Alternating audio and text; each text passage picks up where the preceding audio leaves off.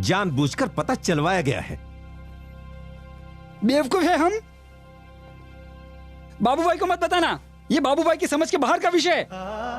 बाबूभाई प्राणियों से बेहतर बनकर दिखाओ, और मैं बेवकूफ अपना रोना लेकर भी इसी के पास आता हूं। पकापक सर पका दिया है तुमने। क्या हम प्राणियों से भी कहे गुजरे हैं? नहीं बाबू भाई, प्राणियों में अपने कॉम्प्लेक्सेस को स्वीकारने और सुधारने की क्षमता नहीं होती। आप में है। आप शांत हो जाइए। अब आप पहले जैसे नहीं रहे, आप बेहतर बन चुके हैं। और मोटा भाई, सुबोध भाई ने कुछ गलत भी तो नहीं किया है ना? एक्चुअली ये हमें बेवकूफ बनाने की कोशिश नहीं। और क्या है सब? इनके घर का दरवाजा खुलता है और इनको पहचानने के सारे सबूत एक साथ एक सेकंड में लाइन से दिखाई देते हैं। You think that's a coincidence? अपनी आइडेंटिटी जानबूझकर हमको रिवील कराने की साजिश है, इतना तो मैं समझ चुका हूं। अगर नहीं समझाऊं तो ये क्या गेम खेल रहे हैं हमारे साथ? मैं कोई गेम नहीं खेल रहा हूं, मैं सिर्फ... हाँ, ये सिर्फ मनवाना चाहते हैं और अपनी बात जबरदस्ती मनवाना चाहते हैं कि आत्मा नाम की कोई काल्पनिक चीज इस दुनिया में है, राइट? नहीं, ये कल्पना नहीं है, ये हकीकत है। रियली? Prove it. ये देखिए, जुड़वा बच्चे देखिए, ये दोनों जुड़वा भाई रिचर्ड और डेमियन। वैज्ञानिकों को जब इनके बीच फ्रीक्वेंटली होती टेलीपैथी के बारे में पता चला, तब उन्होंने साइंटिफिक पॉलीग्राफिक टेस्ट किया। डेमियन को घर के नीचे के कमरे में बिठाया और रिचर्ड को ऊपर के कमरे में, जहां से वो डेमियन को देख भी ना सके और ना ही नीचे होती कोई भी आवाज सुन सके।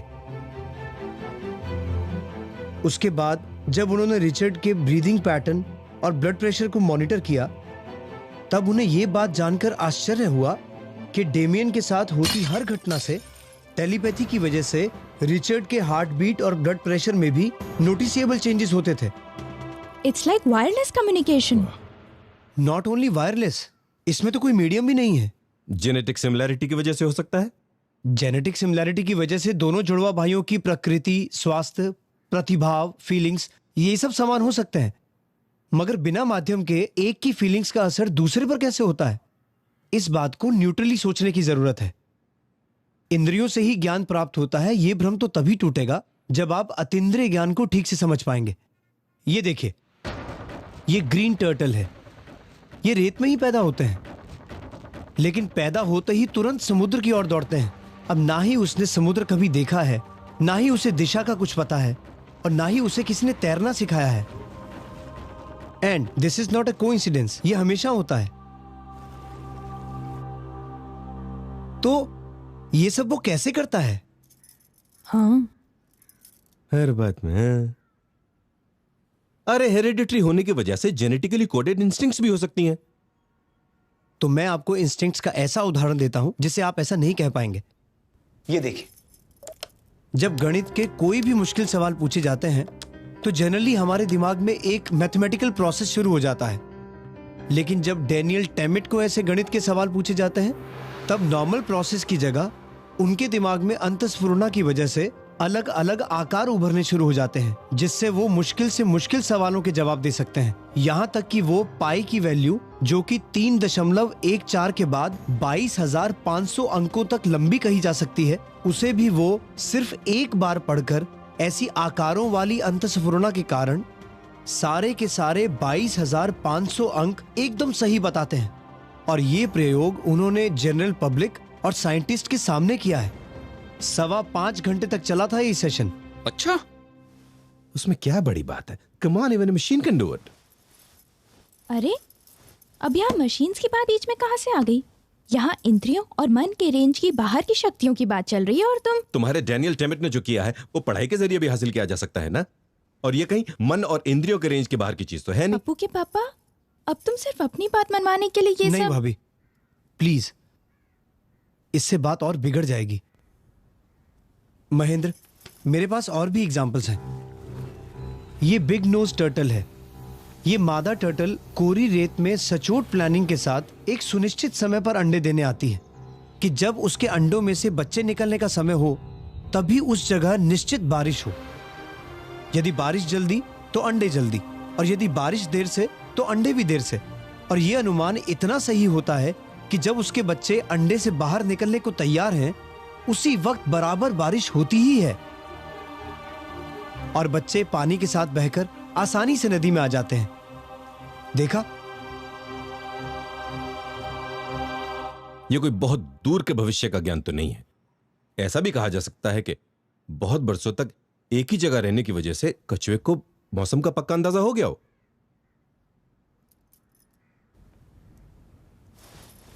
ये देखो, ये हैं भारत से हजारों मील दूर रहने वाले साइबेरिया के क्रेन पक्षी, जो भारत के नल सरोवर इत्यादि कुदरती स्थलों पर शीत ऋतु के निश्चित समय पर पहुंच जाते हैं। 8000 मील का मुश्किलों भरा बर्फीले दुर्गम विस्तार का ये प्रवास जल्दी या देर होने पर जानलेवा हो सकता है। इसलिए वो 8 महीने पहले से ही भारत में आने वाली ऋतु का सही अनुमान लगाकर साइबेरिया से यात्रा शुरू करते हैं। आधुनिक विज्ञान के विराट यंत्रों से सुसज्ज हवामान शास्त्री भी जहां निष्फल हुए हैं, वहां बिना मशीन्स के इतनी परफेक्ट वेदर फोरकास्टिंग का क्या उत्तर होगा महेंद्र? ऐसे छुटपुट एग्जाम्पल से मैं सेटिस्फाई होने वाला एक मिनट महेंद्र, ये देखो, ये है टॉमी मिजेल। बाथरूम में गिर जाने की वजह से इन्हें ब्रेन हेमरेज हो गया था।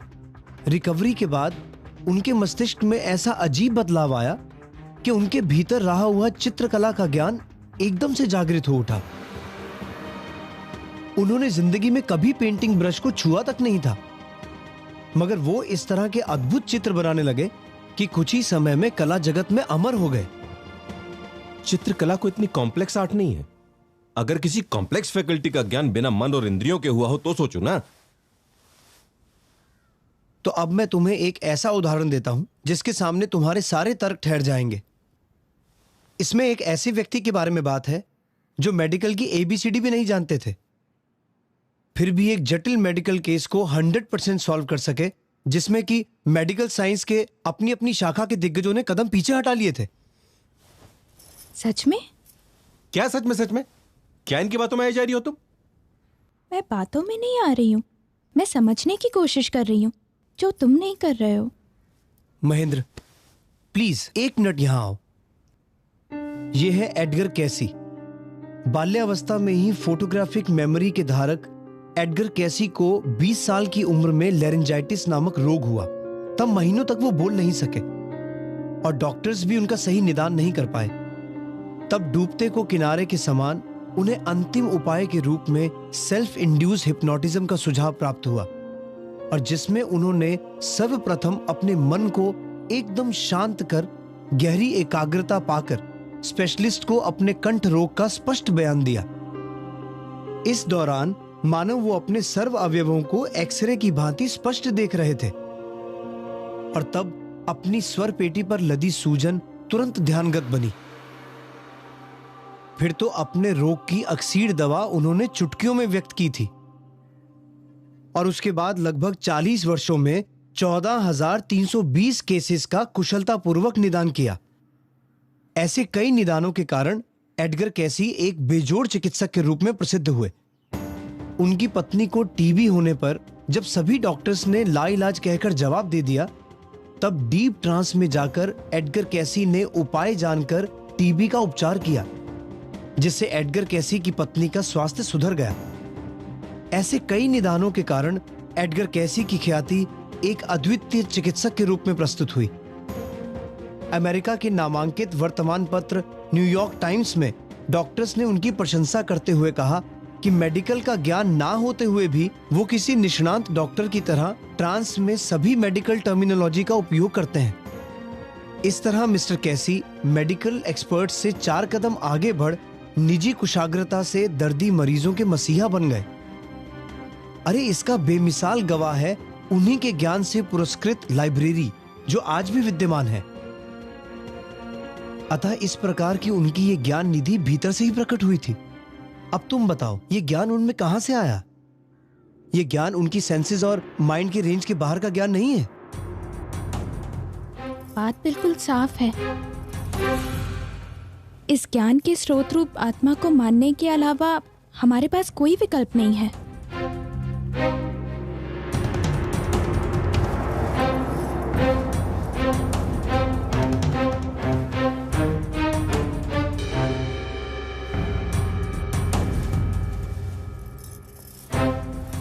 तुम्हें मुझसे जो भी शिकायत है उसे 1 सेकंड के लिए भूल जाओ और सोचो, अगर ये ज्ञान इंद्रियों की बदौलत नहीं हुआ, किसी ने सिखाया नहीं, कहीं से जाना नहीं था, किसी ने दिमाग में भरा नहीं था, तो ये ज्ञान आया कहां से?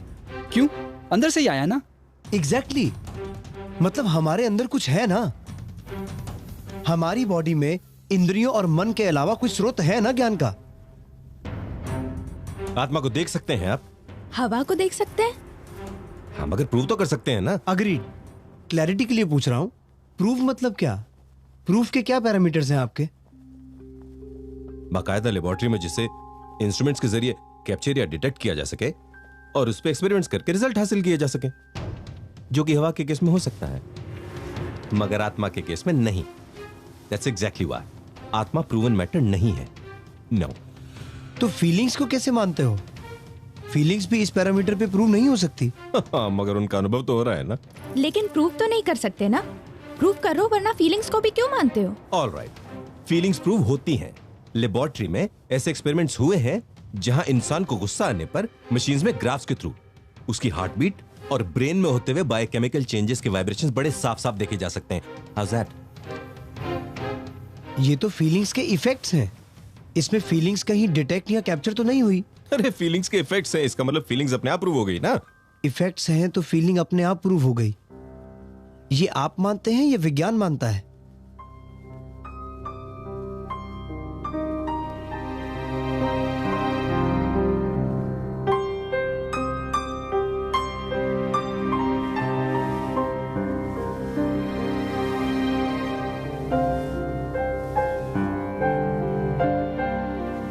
आज भी पूरे विश्व में कोई वैज्ञानिक ऐसा नहीं कह पाएगा कि प्रूफ के पैरामीटर से फीलिंग्स एस्टेब्लिश होती हैं। अगर बिना प्रूफ के फीलिंग्स को अनुभव से मान सकते हो, तो अंदर से आने वाला ज्ञान भी अनुभव सिद्ध है। इसे मानने में क्या परेशानी है? वास्तव में तो non material entity material instrument से ही कैप्चर या डिटेक्ट हो तो ही प्रूफ, ये मानने की शर्त ही वाहियात है। जैसे कोई हैप्पीनेस इंस्ट्रूमेंट से प्रूव करने की डिमांड करे तो क्या ये लेजिटिमेट है? हाँ पप्पू के पापा। Will you please shut up Devi ना? No, I not. क्या हो गया है तुम्हें? क्यों ऐसा बिहेव कर रहे हो?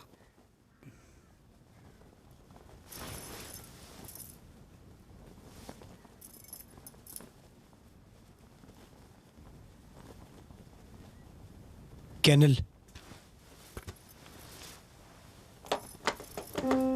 ये एक लेपर्ड है जिसने बबून को देखते ही उसे चीर फाड़ा था। अब वही लेपर्ड इस बबून के नवजात शिशु को स्वजनित शिशु समान बड़े लाड और जतन से पाल रही है। भावनाओं के इस झूले के उतार चढ़ाव को क्या विज्ञान समझ पाएगा कि जहां एक ही क्रूर लेपर्ड ने बबून पर अति निघृणता जताई और उसी के अंशज पर प्रेम और वात्सल्य की शीतल वर्षा बरसाई? कैसे हुआ ये? ये इसलिए हुआ क्योंकि हम सबका अस्तित्व सिर्फ जन्म और मृत्यु तक ही सीमित नहीं है, बल्कि उसके पूर्व और पश्चात का भी है। अब इसी चीज की कमी रह गई थी, पूर्व भाव। ऐसे ही नहीं बोल रहा हूं महेंद्र, उसका भी सबूत है मेरे पास। ये देखो, पुनर्जन्म में विश्वास नहीं करने वाले इंडियाना पोलिस स्टेट के कप्तान रॉबर्ट स्नो को जब हिप्नोटाइज किया गया, तब वे अपने पूर्व जन्म का विस्तार पूर्वक वर्णन करने लगे। उस समय उनके द्वारा कही हुई 28 बातों को रिकॉर्ड किया गया, जिसमें उन्होंने कहा कि मैं एक कलाकार हूं, ये संपूर्ण स्थान पेंटिंग से भरा हुआ है, हमारे बच्चे नहीं हैं, मैं एक ग्लास शराब का ऑर्डर दे रहा हूं, मेरे पास एक लकड़ी है जिससे मैं चल रहा हूं, मैं किसी का पोर्ट्रेट बना रहा हूं, मुझे पोर्ट्रेट बनाना पसंद नहीं है मगर मुझे पैसे की जरूरत है, डॉक्टर्स ने बताया है कि खून की एक गांठ की वजह से मेरी माँ की मृत्यु हुई।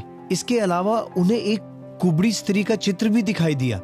महीनों तक अनेक लाइब्रेरीज में जांच पड़ताल के बावजूद कोई चित्र उपलब्ध न हुआ, पर अचानक किसी आर्ट गैलरी में वो चित्र उपलब्ध हुआ और उन्हें अपने पूर्व जन्म के नाम की स्मृति हुई, जेम्स कैरल बैकविथ। इसी सबूत के बल पर आगे तहकीकात करते नेशनल एकेडमी ऑफ डिजाइन में से इसी चित्रकार की 17,000 पन्ने भरी आत्मकथा मिली। इस आत्मकथा के पन्ने उथलाते हुए 1 वर्ष व्यतीत हुआ और आश्चर्य यह है कि रिकॉर्ड की गई सर्व बातें आत्मकथा के साथ पूर्ण संगत हुई। अतः कैप्टन रॉबर्ट स्नो का पूर्व भव चित्रकार जेम्स कैरल निसंदेह सिद्ध है। मैंने अतीन्द्रिय ज्ञान के अभी तक जितने भी एग्जाम्पल्स दिए हैं वो चमत्कार नहीं है और वो इंद्रियों और मन की शक्ति की बाहर की शक्ति है, तो वो ज्ञान आया कहां से? Please be open minded and tell me, what do you say now?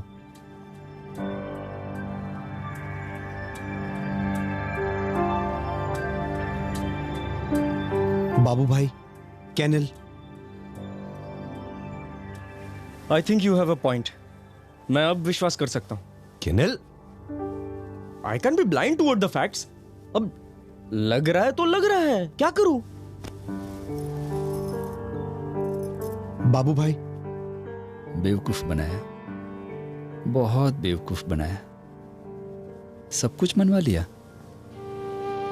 नहीं, बेवकूफ नहीं बना रहा हूं, बड़ी बेवकूफी करने से रोकने की कोशिश करना चाहता हूं। जो है उसे ना मानना बेवकूफी है और जो प्रूव होता है उसे मनवाना बेवकूफी मिटाना है। हाँ, आत्मा है मुझ में। अरे नहीं होती है आत्मा, और अगर होती तो कहां से आई? क्यों? अभी तो पूर्व भाव की बात प्रूव हुई। But that's a biochemical Who process. controls this process? The brain. And who controls brain? अगर ब्रेन ही कंट्रोलिंग पावर होता तो जो उसने देखा नहीं, सुना नहीं, जाना या पढ़ा नहीं, उसके बारे में ब्रेन को कैसे पता चल सकता है? अरे नहीं होती है आत्मा। क्यों नहीं होती है? क्योंकि नहीं दिखती है और प्रूव भी तो नहीं कर सकते ना। तुम वही की वही बात क्यों दोहरा रहे हो? Why are you making this an ego issue? But I'm not. Yes, you are. वरना इतनी लॉजिकल दलीलों के बाद भी इतनी स्पष्ट बात को तुम अनदेखा कैसे कर सकते हो?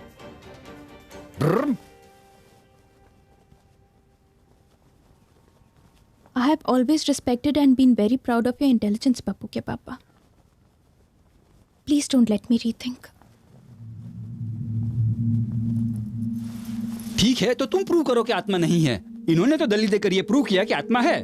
तुम प्रूव करो कि आत्मा नहीं है। नहीं, वेट महेंद्र, मैं तुम्हें जबरदस्ती कॉर्नर करके ही आत्मा की बात नहीं मनवाना चाहता।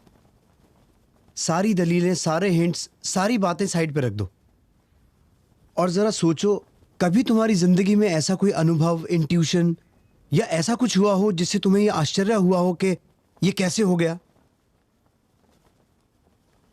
याद है जब नहीं भाभी, उन्हें खुद याद करने दीजिए प्लीज।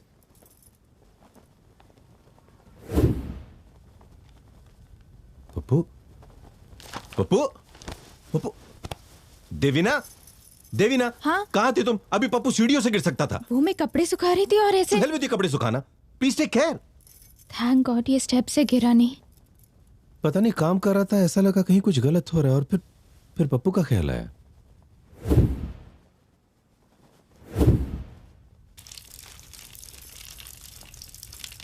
जाने क्यों मुझे ऐसा लगा कि कुछ गड़बड़ है। लुक एट इट, चींटी।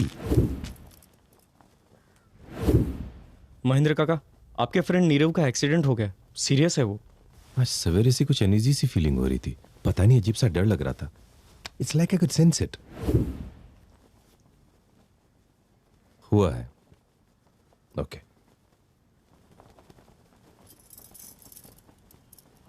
There is an extra agency in the body apart from senses and mind जो कि हमारी बॉडी को गवर्न करती है और जिसके शरीर में रहने या ना रहने से जीवन और मृत्यु डिफाइन होते हैं। I hate to admit this but मैं फिर से डिश डुश हो गया और तुम एक बार फिर जीत गए। यहां बात हार और जीत की नहीं है। मैंने अभी तक जितने भी वीडियोस या हिंट्स भेजे हैं, मैं उनके द्वारा यही कहना चाहता था कि हम यूनिवर्सल लॉज को और ब्रह्मांड के सनातन सत्यों को सही सही समझें और उन्हें समझकर उन सत्यों के अनुसार अपना जीवन जिएं। क्योंकि जब तक हम आत्मा के एग्जिस्टेंस को नहीं स्वीकारते, बाकी सभी सत्यों को समझना मुश्किल है। याद है, मैंने अब तक जितने भी वीडियोस भेजे उन सब में मति अज्ञान, श्रुत अज्ञान, वैसे सारे टाइटल्स में ज्ञान की जगह अज्ञान टाइटल दिया था।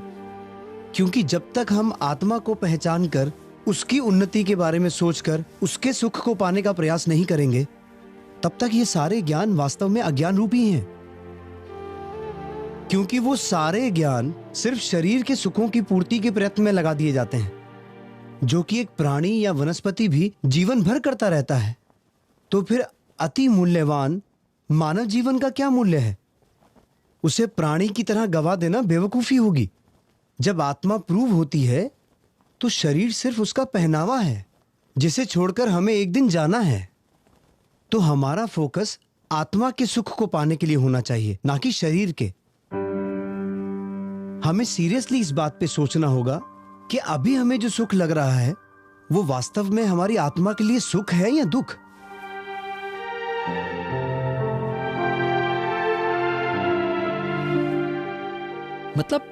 मतलब सुबोध ये कहना चाहते हैं कि हम जिसे सुख मानते हैं वो असल में सुख नहीं है।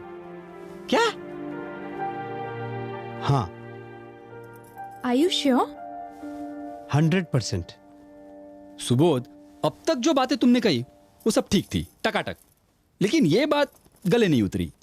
लेकिन फिर भी जो सच है वो तो सच ही रहेगा। जो सुख है वो सुख रहेगा और जो दुख है वो दुख रहेगा। सुबोध भाई, ऐसा भी तो हो सकता है कि जो हमारे लिए सुख हो वो आपकी नजर में सुख ना हो, और जो आपके लिए सुख हो वो हमारी नजर में दुख हो। किसी के मानने से या लगने से या ना लगने से सुख के सिद्धांत बदल नहीं जाते। हम यहां सुख के सिद्धांत की, यूनिवर्सल लॉ की, सनातन सत्य की बात कर रहे हैं। I take my words back। मैं अभी हारा नहीं और तुम जीते नहीं।